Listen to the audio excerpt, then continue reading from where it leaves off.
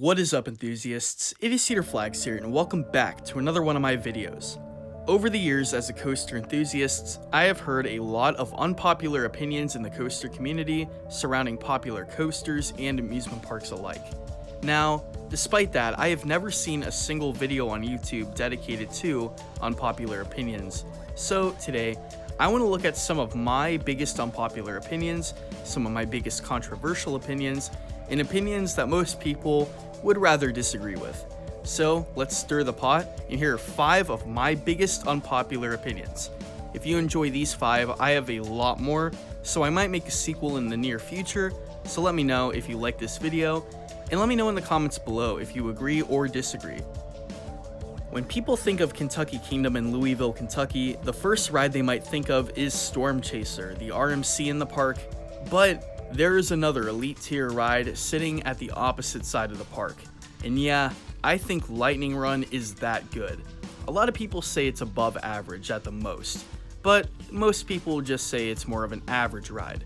In past years, it's made Coaster Enthusiast top 50 lists, but either makes the middle or the very bottom of the list. But let me say that Lightning Run has a personal spot in my top 10. When I first got on the Chance Rides Hyper GTX, I wasn't expecting much. But from the first drop to that final brake run, I was absolutely blown away. I actually prefer this over every single B&M roller coaster I've ridden, and yes, that includes Fury 325. It has some great positive transitions, mixed with some of the most intense and sharp airtime you'll ever experience, designed by the one and only Alan Schilke himself. So this RMC reminiscent ride is absolutely insane, and I cannot beg you enough to give this ride a second chance. At the number 2 spot, we go from Kentucky to Pennsylvania to look at the one and only Hershey Park. This park has some amazing charm, but is definitely shadowed by the one and the only Skyrush. Now, as you may or may not know, I absolutely adore this ride. Some of the most insane positive and negative forces are included on this ride, and it is truly one breathtaking experience. Now, where does my unpopular opinion come in?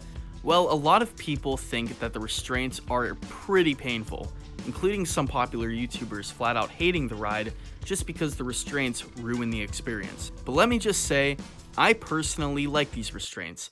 They're nowhere near the best, but I actually found them to be pretty comfortable. I remember the first time riding Skyrush, I was pretty nervous because I've heard some really bad things about the ride and the restraints.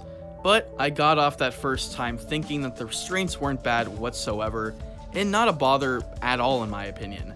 Now, do they stable you? Well, yeah, of course they stable you, but this ride has some insane airtime, and the restraints didn't take anything away from such an incredible ride experience. Ever since the year 2000, 4 full circuit Giga coasters have came out across the country. Millennium Force at Cedar Point, Intimidator 305 at King's Dominion, Fury 325 at Carowinds, and Orion at Kings Island respectively, in that order. Now, you would think that the first coaster would easily be the most outdated. Well, let me just say, I've ridden all 4 of these coasters, and I find Millennium Force to be superior to all of them. A lot of people either prefer the insane positive forces of Intimidator 305, or the breathtaking views and transitions on Fury 325, and those coasters are usually ranked up as the best Giga coasters, not in the United States, but the world. But I have to say that Millennium Force will always have a more special place in my heart. I love the traditional theme of Millennium Force. I love the insane forces on Millennium Force, especially if you sit in the back row. In fact, a few times in the back row, I grayed out from the bottom of that first drop to the first tunnel.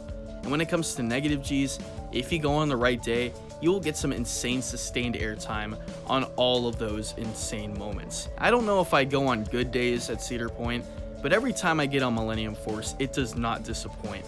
That first drop is easily my favorite first drop out of any ride I've ever ridden, and the rest of the layout is not boring whatsoever.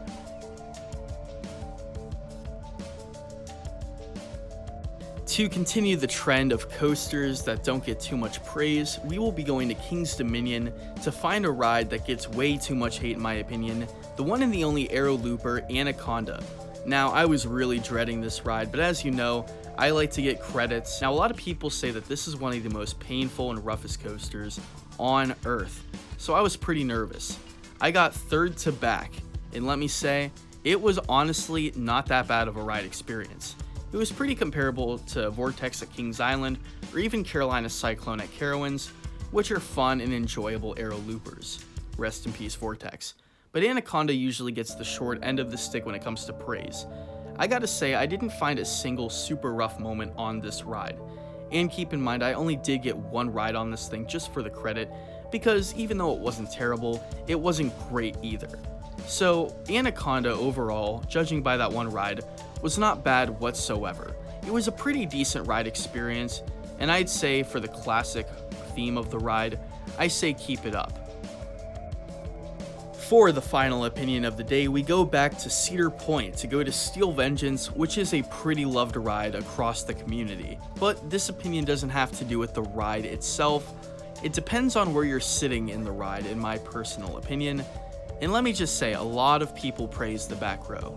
The back row is one of the most insane rows and one of the most insane ride experiences of all time. But if there's a row that's more intense than the back, it's the front. When it comes to other rides, the back row usually has some of the most intense airtime, but as someone who's ridden Steel Vengeance a bunch of times, riding it in almost every row, I have to say that the front row, in my personal opinion, is by far the most intense row on the ride. A lot of people say it's a back row ride, but I have to respectfully disagree because some of those elements are truly insane in the front row, especially those first two major hills, the top hat, and the overbank turn. These elements are souped up in the front row to an extreme extent. It will be an absolutely thigh-crushing experience and one of the most insane and intense rides you could ever get in your life. Steel Vengeance in the front row equals perfection. But anyway guys, that is my video. I hope you enjoyed. This was a lot more informal than some of my other videos, but I like to go into detail when it comes to my opinions. So let me know down in the comments below what you thought of this video, what you might change, and what you disagree on. But anyway, this is Cedar Flags, and I will see you guys all in the next video.